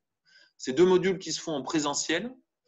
Donc samedi, dimanche à chaque fois, de 8h30 à 18h à chaque fois, où le matin on est dans une salle et on est dans une salle de cours, hein, il y a un vidéoprojecteur, puis là on discute, on échange, on fait du tableau noir et on est en salle le matin et on va sur le terrain, donc en gymnase l'après-midi, avec des séquences où le formateur, donc moi, c'est souvent moi, hein, mais où on met en place des situations qu'on peut vous montrer et après les entraîneurs en formation vont pouvoir se tester et passer à tour de rôle en essayant de présenter des exercices et on va passer en pédale.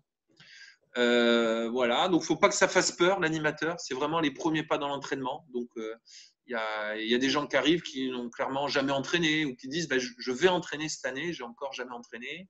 Il y a aussi des gens qui méconnaissent quand même l'activité volley. Donc voilà, j'ai envie de dire, il y a un peu tous les profils. Donc, faut pas être effrayé en se disant oh là, mais attends, moi, c'est pas pour moi, je connais pas assez le volley. Voilà, non, c'est vraiment voilà, les premiers pas dans l'entraînement, c'est ça.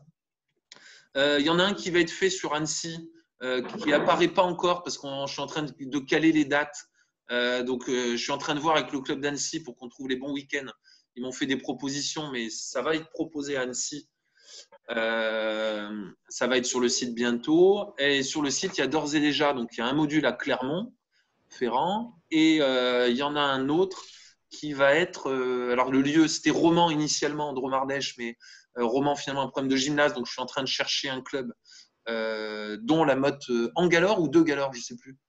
2 Galore. 2 Galore, la mode de Galore. Bon, il y a plusieurs clubs de Drôme-Ardèche que j'ai sollicités pour nous accueillir, mais il y aura aussi un module, donc 2 week-ends, en Drôme-Ardèche. Donc ça fait Clermont, aux alentours de Valence, Lyon, Grenoble, Annecy. Ça fera potentiellement 5 sessions cette année sur l'animateur. Il y a un autre module qui est intéressant en porte d'entrée, donc c'est l'accueil et formation des jeunes, où là on va être davantage sur ce qu'on a vu d'image, hein, le gone volley par exemple, donc vraiment la gestion de l'école de volley, le baby volley, et sur vraiment l'entraînement des tout jeunes. En gros, ça va être vraiment du baby volley jusqu'à la pratique du 4x4 en M13. Donc là, on a un module qui est un peu plus ciblé, qui est un peu plus court, parce que là, c'est sur un week-end. Donc, c'est juste samedi, dimanche, c'est 12 heures. Et ces modules-là, ils sont proposés dans chacun des départements. Donc, il y en aura un sur Annecy, il y en aura un, je crois que c'est sur Valence. Après, il y en a un à Lyon, où moi j'y serai. Il y en a un Clermont qui a eu lieu là au mois de septembre, en début d'année. Donc, il y en a un peu partout. Et formation, voilà, qui est un petit peu plus courte, mais entre guillemets, qui normalement devrait se faire en complément du certificat d'animateur, idéalement, parce que là, on est plus sur la formation des jeunes, on est plus sur l'aspect pratique. C'est en gros, je suis sur le terrain avec des petits, qu'est-ce que je fais, voilà, c'est un peu ça. Voilà là-dessus. Qu'est-ce que je peux vous dire d'autre sur l'offre de formation? C'est déjà pas mal, forcément. Je ne sais pas si vous avez d'autres questions sur tout ce qu'on a pu discuter depuis 2 jours. Voilà, profitez, il reste 12 minutes.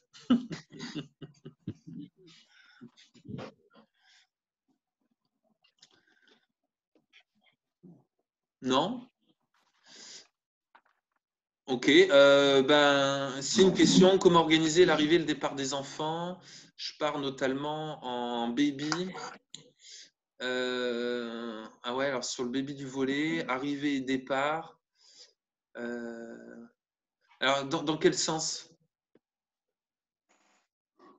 L'accueil, en fait. Comment bien accueillir sur le baby volet, c'est un peu ça. C'est ça, ouais. Là, ça me semble important, notamment les parents, là, parce que c'est-à-dire que si on aborde mal le baby qu'on se fait avoir en début d'année, ça devient la garderie où les parents déposent leur enfant le matin parce que ça leur libère la matinée pour aller au marché. Je caricature, mais ça peut être ça le baby. Donc, en fait, c'est important que les parents ils rentrent, ils vous l'accompagnent et puis qu'il y ait presque, j'ai envie de dire qu'il y a un battement là, de 10 minutes en fait, où vous allez pouvoir échanger avec les parents. Et je pense dès le début d'année, je pense que ça vaut le coup de tous les réunir et de leur expliquer comment ça va se passer et essayer d'en impliquer un maximum pour qu'ils soient présents et qu'ils accompagnent leur enfant dans la pratique. Donc, ça veut dire qu'il faut aussi, en termes de contenu pédagogique, proposer quelque chose sur lequel le parent il va s'y retrouver. C'est-à-dire que si le parent, vous lui demandez de rester, mais qu'il se met debout à un poteau, puis qu'en gros, il ne sait pas trop ce qu'il doit faire, quoi dire, et que vous allez l'avoir une fois, puis il ira au marché le samedi d'après. Donc, ça veut dire qu'il faut aussi faut prévoir la séance sur le jeune, le parent, les interactions, qu'est-ce que le parent savait de quoi, qu'est-ce que vous allez lui demander de faire. Et donc, il faut être capable aussi de piloter les parents pour les fédérer, pour qu'en fait, ils aient pris du plaisir et qu'ils se disent « Putain, c'est super, en plus, j'ai pris plaisir avec mon fils et le faire progresser et l'accompagner là-dessus, c'était génial. » Voilà. Et souvent, moi, j'ai des retours de parents comme ça. Ils s'éclatent à aller au baby gym, baby volley avec leur enfant parce que, en fait, eux aussi s'amusent. Voilà. Donc, je ne dis pas que c'est simple, mais c'est vrai que c'est ce qu'il faudrait arriver à faire. Faut mettre des ateliers en place. Ouais. En plus, ça va vous simplifier la tâche parce qu'en fait, si les ateliers ils sont là, ça va être beaucoup plus simple pour vous parce que les ateliers, en fait, si vous avez beaucoup de gamins, vous allez en fait vous déplacer, puis en fait, dès que vous allez en corriger un, ça va être la foire à droite, puis vous allez vous déplacer, c'est la foire dans votre dos, et en fait, il n'y a rien qui se passe. Et en fait, l'idéal, c'est que si vous avez mis le bon petit atelier, en fait, il tourne tout seul, ce petit atelier, comme on a vu sur la vidéo. C'est-à-dire qu'à un moment donné, presque, si vous avez bien construit votre séance et vos petits ateliers, presque, j'ai envie de dire, ça tourne tout seul, vous pouvez aller vous asseoir. Non, je déconne. Mais en gros, l'idéal, c'est ça. C'est-à-dire que vous arrivez en complément, vous arrivez en plus, et vous arrivez sur l'atelier, vous faites « Ah, montre-moi un peu ce que tu fais. Oh, putain, c'est bien, c'est mieux que tout à l'heure. Bon, je reviens te voir tout à l'heure. Je veux que quand je revienne tout à l'heure, tu essaies de faire ça, et on va voir si tu y arrives. » Et voilà. Et en fait, déjà, vous lui donnez un petit challenge et un petit défi. C'est-à-dire quand vous faites le tour des autres ateliers, quand vous revenez, tu fais « Bon, alors Kevin, on en est où là ?» Oh putain, et là, il est trop fier de vous montrer que pendant que vous êtes parti 5 minutes, il a réussi à faire ça. Et là, vous arrivez et vous venez valider la progression. Voilà. Donc, en fait, c'est mieux pour les gamins et c'est mieux pour vous. Et c'est mieux pour les parents parce qu'il suffit de mettre un parent sur un atelier, lui expliquer en gros le principe. Et là, c'est très simple, vous lui expliquez en 2 secondes, et ben, le parent, il a compris, puis il va encourager, il va se prendre au jeu, et puis voilà. Et donc là, c'est le plus simple. Et au départ, donc moi, ce que je vous conseille, c'est que si vous êtes là-dessus et que, entre guillemets, vous ne savez pas par où commencer, moi, je vous invite vraiment à piocher et à prendre des idées sur ce qui se fait. Essayez déjà de mettre en place ça dans un premier temps et ensuite, après, de moduler, d'adapter aux jeunes que vous avez et puis après, d'enrichir progressivement et en fait, de vous approprier un petit peu les choses et puis après, dans un second temps, vous le mettrez un peu à votre sauce, quoi. Voilà. Mais bon, au départ, ça marche comme ça, hein. Des fois, le baby volley, qui s'occupe de baby volley? Au départ, comment vous êtes devenu entraîneur baby volley? 10 fois sur 10, la réponse, c'est quoi? Au départ, j'étais un parent. Mon fils a fait du baby. Et puis, la personne qui s'en occupait à l'époque m'a demandé de l'aider sur un atelier. Je me suis pris au jeu. Finalement, j'ai trouvé ça sympa. Et en fait, voilà, l'entraîneur du baby, c'est toujours quelqu'un qui a été parent, à qui on a mis la main à la pâte pour aider au baby avec son fils, quoi. Voilà un peu la démarche. Je ne sais pas s'il y a d'autres questions. S'il n'y a pas d'autres questions, je propose juste avant de se quitter, peut-être pour pas qu'on se quitte comme un… Ah si, question. Chez nous, c'est compliqué car les mairies de nos gymnases d'accueil interdisent l'entrée des parents. D'accord. Ça, c'est propre au Covid ou c'est tout le temps?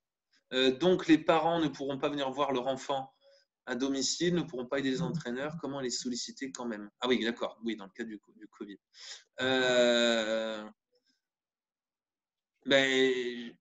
Je ne suis pas certain que si les mairies interdisent les parents, est-ce que les mairies interdisent les entraîneurs? Après, peut-être qu'il faut, il faut jouer un peu là-dessus. Il faut dire que non, les personnes qui rentrent là, c'est des gens qui vont participer aux entraînements. C'est-à-dire qu'en termes d'affichage, par exemple, je prends le baby gym. Hein. Le baby gym, c'est l'entraînement du baby, c'est un parent, un enfant. C'est-à-dire que tu n'as même pas le choix.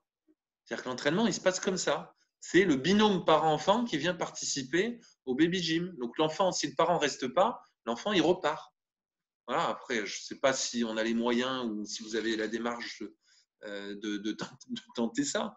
Mais bon, je ne sais pas, il y a peut-être un truc à jouer et à peut-être essayer de négocier que le baby, en fait, ne peut pas se faire si les adultes ne sont pas là. Hein. Il y a une réglementation du taux d'adultes par rapport au taux de jeunes. Alors nous, c'était moi, je parlais pas pour les bébés, on n'a pas de bébés, on démarre pour les matchs avec des M13, M15, mais donc la problématique est la même. Mais effectivement, on peut effectivement mandater des parents officiellement comme aide-entraîneur, etc., pour arriver à les faire rentrer dans les gymnases. Oui, tout à fait. Ça, ouais. Et effectivement, en cours d'année, c'est plus compliqué que voilà, si entre guillemets on a lancé ça en début de saison. Mais oui, bon, de toute façon, là, ce Covid là, c'est vivement que ce soit derrière nous. Hein. On est tous d'accord. Oui. Alors avant qu'on se quitte, pour qu'on se quitte pas un peu de but en blanc comme ça, je trouvais ça un peu triste. Peut-être juste, on se fait un tout petit tour de table juste pour voilà, la formation, oui, ça m'a plu. Oh là, c'était complexe. Enfin, après voilà, hein, je suis ouvert aussi à la critique. Hein. Moi, c'est la première fois qu'on fait ce module. Voilà, donc c'est aussi nouveau pour moi. Donc n'hésitez pas à me dire, moi les retours, ils vont être, si c'est constructif, ça va être super pour moi. Que vous me disiez, telle partie là, je pensais pas nécessaire. Celle-là, c'est dommage, on l'a trop survolée. J'aurais bien aimé, parce que c'était cette partie-là qui m'intéressait. Moi, ça me permettrait en plus de faire progresser ma formation par la suite. Voilà, qui commence? Moi, j'ai bien. Ouais, ça permet de découvrir déjà la vie des clubs, en fait, les difficultés aussi que les clubs sont confrontés, notamment par rapport à hier. La difficulté de trouver des bénévoles, de faire vivre le club, de créer un lien entre les parents, justement pour plus tard aussi. Quand tout ce volet, c'est quand même assez intéressant. Et c'est vrai qu'en étant parent supporter, on ne se rend pas forcément compte de tout ça. Donc ça, c'est très intéressant. Tout le volet aussi psychologie autour, comme on disait tout à l'heure, des jeunes joueurs, les motiver, pas les dégoûter, leur inculquer tout ça, c'est très intéressant.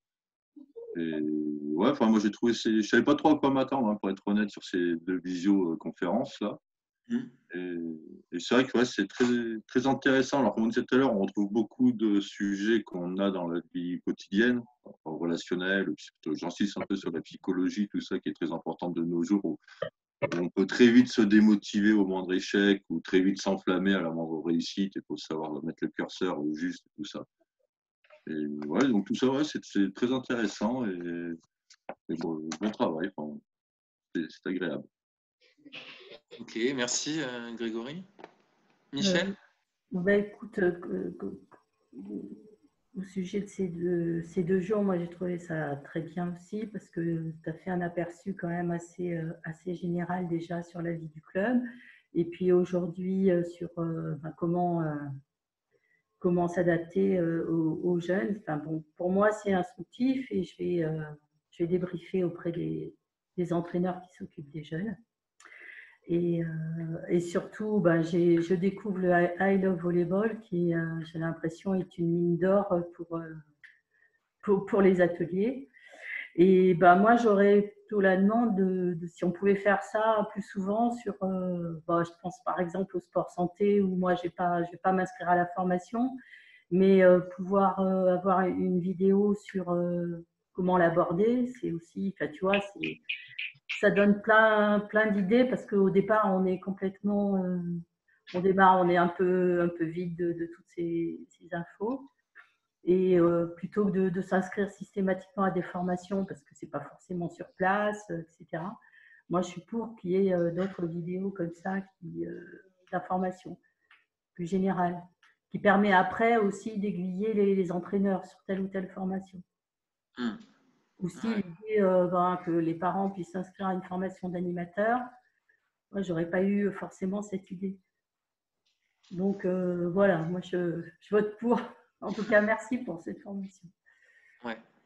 Tu as une playlist volet santé, Michel, hein, sur I Love Volleyball. Il y a quelques contenus sur le volet santé déjà. Ouais, c'est sûr que bon, avec le Covid aussi, on a un peu, c'est un peu partout pareil. Hein, de plus en plus, on développe ce principe de formation en visio, hein, parce que finalement, on s'est tous un peu rendu compte avec ce confinement que on pouvait quand même faire des choses et puis faire. Voilà. Bon, après, il y a certains modules comme l'animateur, on va sur le terrain, on entraîne, là, c'est incontournable parce que sur certaines formations, à un moment donné, on soit dans l'humain et qu'on soit sur le terrain. Mais voilà, ce type de formation, voilà, dès qu'on peut le faire à distance, c'est vrai que on essaie de le faire. Très bien. Ensuite, Moi, j'ai trouvé ça très bien. J'avais aucune attente du tout de cette formation. Je ne savais pas du tout en quoi ça consistait. Je trouvais que c'était intéressant en tant que parent de savoir ce qu'il faut faire, pas faire, si on suit régulièrement et du coup, si effectivement on est présent dans les gymnases, même si on n'aide pas, c'est toujours bien de se remettre à niveau. Moi, j'ai connu le volley avant, donc les années 80, un peu plus. Effectivement, je me suis reconnue dans beaucoup de situations mais je connais déjà beaucoup la difficulté des associations parce que j'ai fait partie d'énormément d'associations. C'est, je dirais presque peut-être plus facile dans les petits villages parce qu'on a peut-être plus, on aime bien garder nos petits clubs, tout ça, mais on se rend compte qu'il y en a beaucoup qui ont disparu. Enfin, nous, les premiers, de tous les clubs que je connais, il y en a très, très peu qui ont survécu. Et je trouve ça intéressant si les clubs ont besoin, après je ne sais pas s'ils ont toujours besoin, mais c'est vrai d'avoir du monde et de ne pas hésiter à demander aux parents, parce qu'effectivement, moi je fais partie des parents qui déposent mes enfants et qui les reprennent parce que je n'ai pas le droit de rentrer dans le gymnase. À cause du Covid, on n'a pas le droit d'assister aux entraînements, donc je ne peux pas participer tout. Donc, après, il y aura la suivi des matchs, tout ça, ça m'intéresse. Et on n'est même pas sûr en plus de pouvoir rentrer même pour les matchs. Parce que l'entraîneuse nous a dit qu'à cause du Covid, ils ne savaient même pas s'ils allaient pouvoir accepter les parents. Donc, on risque d'être, pour cette année en tout cas, beaucoup plus impacté. Donc, il ne faudra pas qu'ils hésitent après à redemander tout ça. Et j'ai trouvé ça intéressant. Il y a plein de choses. Déjà, le volley en lui-même a changé. Moi, je ne jouais pas comme ça. Quand on jouait à 6, ce n'était pas du tout la même façon. Même si on a survolé un peu le côté jeu, j'ai trouvé que c'était intéressant, tout ça. Voilà, puis le côté psychologique, oui, effectivement, c'est ce qu'il y a dans la vie de tous les jours, hein, on s'en rend compte. Mais maintenant, on y fait quand même de plus en plus attention. Dans les entreprises, tout ça, on travaille toujours de la même manière. Ça tourne toujours autour du même noyau. Donc, c'était intéressant. Le mettre au niveau des enfants, c'est encore plus intéressant. Ok, merci. Ensuite, alors, je lis ce qu'il y a de marqué. Alors, donc, mais j'ai bien aimé, je retrouve ce que je vis en club depuis un an, c'est une bonne approche pour nous parents qui souhaitent accompagner dans le club. Et Maëlys, formation très complète, il n'y a plus qu'à. Ok. Je sais pas, est-ce que tout le monde s'est exprimé ou qui manque? Non, on a fait le tour? Ouais, on a fait le tour. Ok, ouais, donc par rapport au sujet abordé, voilà, il n'y a rien qui vous a semblé une partie qui aurait mérité d'être enlevée ou un truc qui était de trop ou non? Ou un truc qui a été trop survolé? Bon. Non, mais j'ai bien aimé. C'est vrai que c'était pas mal. C'était hier, je crois. Justement, quand tu parlais que bien faire comprendre aux parents, c'est vrai que moi, je me suis posé la question au début, quand je voyais les petits, pourquoi ils attrapaient le ballon avant de le renvoyer. Toute cette pédagogie qu'il y avait. C'est vrai que ça, ce volet-là, moi j'ai bien aimé parce que c'est vrai que on n'est pas forcément au courant en tant que parent parce qu'on n'aura pas le temps d'expliquer, puis le parent n'ose pas demander pourquoi, enfin diverses choses. Toute cette pédagogie d'apprentissage qu'on n'a pas forcément dans d'autres sports. Dans d'autres sports, c'est un peu plus mode bourrant parfois, soit foot, rugby, c'est un peu plus bourrant. Et que ce volet-là, cette partie-là était très intéressante aussi, quoi. Mais c'est vrai qu'après, si on veut se renseigner plus, on a beaucoup d'outils à notre disposition pour en savoir plus. Et ouais, ça donne une ouverture, une vision beaucoup plus complète de tout ce que ça engendre. C'est vrai que c'était très, très bénéfique et très bien. Ok, ben super. Merci à tous. Alors si Catherine, en tant que dirigeant, c'est bien d'avoir entendu parler de la charte de la jeunesse, même si on est naturellement sensible et sensibilisé. C'est vrai que ça manque chez nous, on va s'y atteler. De mémoire, je crois qu'il y en a une que j'ai mis en exemple qui est téléchargeable sur le site. Hein. Donc, il y en a une charte de la jeunesse, un modèle. Hein. Donc ça peut vous inspirer. Ce que je vous propose, c'est que, bon, de toute façon, je vais vous envoyer les deux. J'ai enregistré les deux visios de ce matin et d'hier matin, je vais vous les envoyer en WeTransfer. Si vous n'avez pas envie de les télécharger, vous ne les téléchargez pas. Vous faites comme vous voulez. Si vous voulez vous les utiliser, vous les utilisez. Si vous voulez transférer le lien de ces vidéos en interne dans votre club à des parents, voilà, c'est libre d'accès. Il n'y a aucune restriction par rapport à ça. Donc voilà, merci à vous pour ces 2 matinées. Voilà, c'était sympa. Et puis bon courage dans vos clubs respectifs, avec vos enfants, avec vos jeunes. Et puis allez le voler. Merci à tous. Merci beaucoup. Merci beaucoup d'avoir fait tout ça aussi un week-end tôt le matin. Ouais, on cherche des moments où ça va être le moins contraignant pour tout le monde. Hein, mais voilà, on se dit que bon, la journée n'est pas finie, quoi. Non, c'est leur bon horaire en tout cas. Bon, merci à tous. Bonne journée. Merci, au revoir à tous. Au revoir.